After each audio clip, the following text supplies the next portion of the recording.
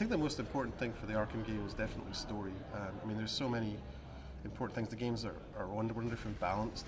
They're mechanically very clean. The controls work very well, and we're absolutely, we're standing on the shoulders of giants for that stuff, because we started with what Rocksteady produced for Arkham City, and we're building on top of that.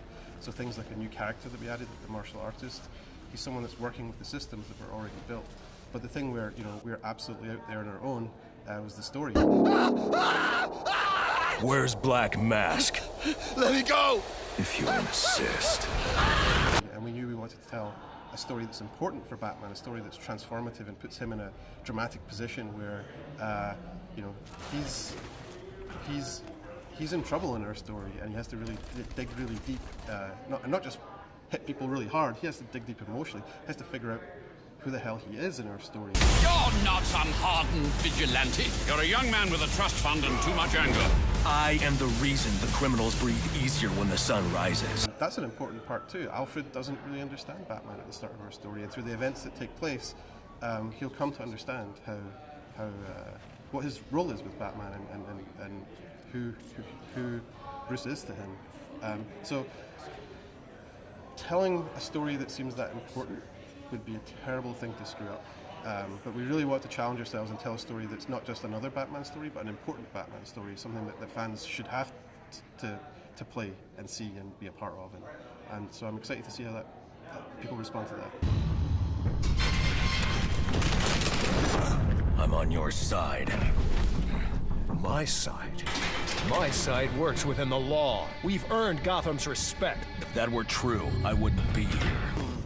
In terms of comic book inspirations, Year One, I think, is an inspiration to every Batman story. I mean, it changed the landscape. But also the Legends of the Dark Knight comic book series, which followed on after Year One, and featured a whole bunch of formative tales where Batman's meeting his enemies for the first time, in some cases meeting friends for the first time, and really kind of trying to find a place for all these characters and understand what they mean to him and what they mean to him. Like it gave that series in particular kind of a special sauce that made it really important to me at the time. Batman's journey is not an easy one. Like he starts off our story pretty cocky. He starts off our story. He's been fighting the Falcones, he's been fighting the Maronis, he's been dealing with street crime, and the level of difficulty represented there is kind of beneath his skills. He's very, very well trained and very well equipped. So the Batman in our story, who becomes challenged with these 8 assassins, characters like Deathstroke, characters like Bane, characters like Deadshot, these are enemies at a level he's never had to compete at before, and so he really has to rethink not only how he approaches the problems, but also kind of rethink his role in the world and what he is, and realize how far he has to push himself to take down characters like that. Nice of you to drop in. Well, something we've challenged ourselves to do is to add more variety to things like the open world, add more of a reason to stick around. Everyone loved being Batman, gliding and grappling around the streets in Arkham City.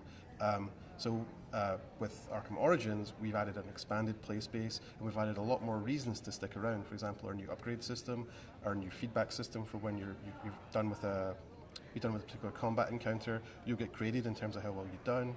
You'll get bonuses if you've used advanced techniques. You'll get more XP when you've taken out more dangerous opponents. So basically, the open world should get a lot more stickier. The world should be more fun to be in, and generally the feedback you'll get after every fight will let you become better at being Batman. That ties into a new upgrade system, which is more of a tree structure, so the player will be incented to engage the enemies more and then work his way towards the upgrades he ultimately wants through the more kind of, core ones all the way up to the most advanced ones. So overall, we should have a more sticky open world. We should have more reasons to hang out, more reasons to be Batman, and more variety in types of encounters the player will find in the open world. The physical real estate is more than twice as large. We have 2 islands and a major location, the bridge connecting the 2 of them. The islands are, well, the North Island has all of the environment that you've seen in Arkham City completely revitalized. The prison hasn't happened yet, and it's also much larger. There's been a whole bunch of real estate added in there. For example, the docklands to the northeast of Arkham City, you saw, was flooded. That area is completely revitalized and turned into a functioning dock now, where the Penguin's boat, the final offer, is docked there. The South Island, South Gotham, that you've seen in the demo here with Batman going to the Royal Hotel, that particular area is entirely new and much taller than what you saw in Arkham City. That area is a little bit more slum-like and low buildings, and it's definitely great fun space to move around in.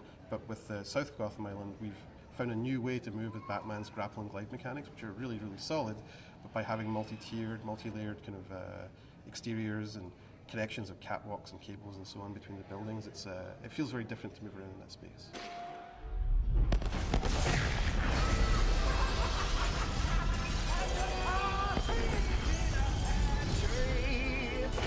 How many lives did you just take? None! I think that was just a little stocking stuffer. A construction site blocking my view. Why do we like Batman so much? And also, what's unique about Batman villains compared to other comic books? Why do we like Batman so much? That's a really good question. I think it's a modern mythology. It's something that has near universal awareness. Everyone knows who Batman is, and I think because of the trauma that he faced and the adventures he has, he's kind of justified in doing some pretty extreme things, and those adventures are really exciting and speak to us. In terms of the villains, that's the part of I guess that brings the adventure, right? The villains are iconic and have stood the test of time, much like he has. Batman continually gets reinvented for new generations too. If you look at Batman, if you look at different incarnations of Batman and give it a 10 or a 20-year gap, you'd see that those versions of the character are quite different, but there's roots of the character that are very common across those. So I guess he's continually relevant and continually relatable, I guess. Well, why did you get involved in video games in the first place? You're asking the tough ones. Why did I get involved in video games in the first place? Well, video games, I guess, were my love when I was a kid. I think we got my first game system when I was 4 years old, and it included even it was an 8-bit machine with cartridges, and it had like a maths game. I couldn't even count at the time. I didn't know what numbers were, but I remember playing games in that system and really loving the time I spent on them. And as I was growing up, games were growing up too. So it was something that was continually fresh, continually being updated, and I felt like there was. And I can remember reading a magazine, a Commodore user magazine. I had a Commodore 64 and then an Amiga. The Amiga magazine had a pull-out feature where it explained, so you want to make games, and they had a whole bunch of entries about there's guys called programmers and they code, and there's artists and they make the visuals, there's sound guys, they make music and sound effects, and there's guys called game designers. I'd never heard of game designers before that article, and these are guys that get to figure out what the game is and imagine what it could be. And I think I was very hooked at that point. I remember being very intrigued with that idea about you can design games. But I also remember that the feature said that to be a designer, you probably have to code as well. So I had to go off and start learning coding as a result of that. But I was never the best coder, but I seemed to find a way with design.